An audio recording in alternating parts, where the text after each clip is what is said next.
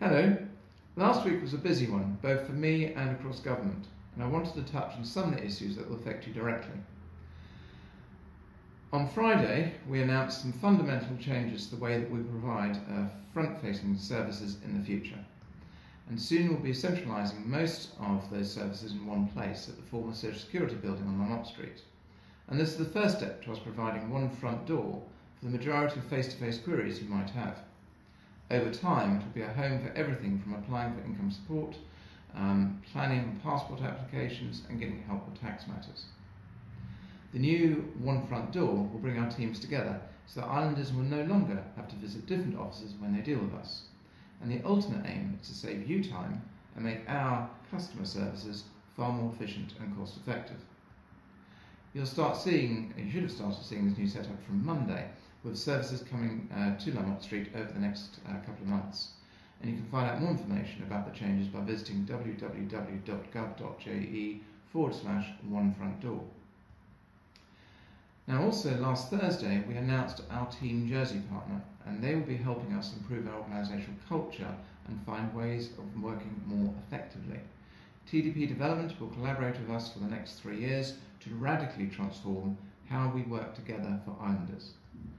And this will start with ministers, islanders and employees working with TDP to design the programme. And the programme will then be rolled out to all our 7,500 employees to improve teamwork, partnership and leadership. And I'm really pleased that TDP have committed to creating a Jersey-based company to deliver this project, and particularly to recruiting locally for the programme delivery and support team. Now I know that the media and many of you have questioned the substantial investment we are making in cultural change. But I really cannot emphasise how important it is that we make this investment now. Getting the right result will have measurable long-term benefits for our employees and for the island. And I made it clear when I stood for election that our organisational culture needs to dramatically improve. It's a key part of modernising public services and will help to transform the deeply entrenched, siloed culture that has grown over decades. It's also especially important that our public sector is fit to meet the challenges posed by Brexit, globalisation and a fast-changing technological landscape. Now those challenges are exactly the ones I talked about last Tuesday morning when I launched the 5th Annual Enterprise Week organised by Jersey Business. I told the audience of that event that the secret to Jersey's success is our proven ability to adapt to new challenges. And one of those challenges we must address is our productivity. In plain English, that's the value of the goods and services we produce compared to the time and cost it takes to produce them. And in the last year, we've seen significant falls in productivity in the finance sector, but also no measurable growth in non-finance productivity. And if this poor performance continues, it will act as a drag on our economy.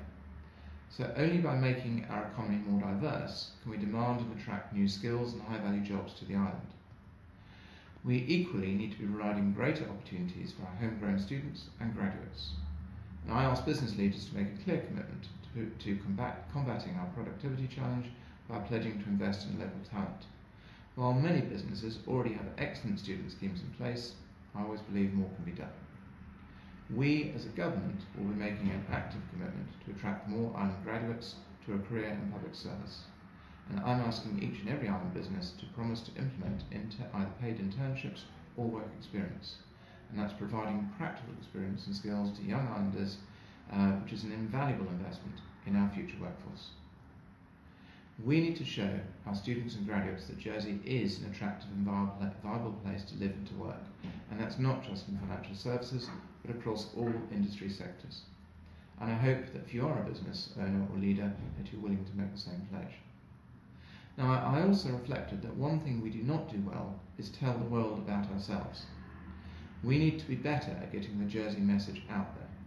And over the course of my political career, I've regularly met politicians or business leaders who have said, "Tell us your story," or "I did not realise that about Jersey."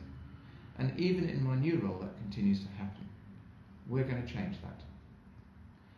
On Thursday and Friday last week, His Excellency the Portuguese Ambassador was in the island to discuss how we can develop the already strong links between Jersey and Portugal, and the impact of Brexit on members of the Portuguese community who live here. And Senator Gorse and myself reiterated to the Ambassador the value of the Portuguese community's contribution to Jersey's economy, society and culture, and our commitment to protecting their interests. I also make the same promise that the UK Prime Minister made in her speech on Friday lunchtime. To all the EU nationals living and working in Jersey, you are our friends, our neighbours and our colleagues. You make an invaluable contribution to our community and our economy, and we want you to remain in the island. You will be able to do so by taking advantage of the Jersey EU settlement scheme from this autumn. The Ambassador also had the opportunity to meet members of Jersey's Portuguese community, including students and teachers at the Rockio School, emphasising for me the multilingual nature of our island. This message was reinforced by the visit of the Assistant Minister for Education, Deputy Masson, to Caen on Friday, and that was to sign an agreement to strengthen Jersey's educational links with France. And the agreement aims to allow France and the Channel Islands to work more closely with each other to develop an educational partnership. The visit was arranged as part of a major project that started in 3 schools this week called the French Experience, where more than 200 Year 5 students will spend 6 weeks learning French intensively. The progress that each pupil makes in French speaking, listening, reading and writing as a result of this intensive teaching is remarkable, and I'm going to be visiting classes shortly to see that teaching in action. And on that note, I should say that this morning, j'allons à la Fete du Jerriais et j'attends fait chou magnifique programme de ces événements. And I apologise for the pronunciation because I'm not a fluent Jerriais speaker, but that is meant to mean we're going to la Fete du Jerriais and I'm looking forward to this excellent programme of events. Jersey is integral to our island identity, and protecting and having pride in our local language is something we do not do well. And I'm glad that the Fete du Jerriais will give islanders the opportunity to experience and learn our native language firsthand. And I'll be giving it a try, and I'd encourage you to do the same. Abate.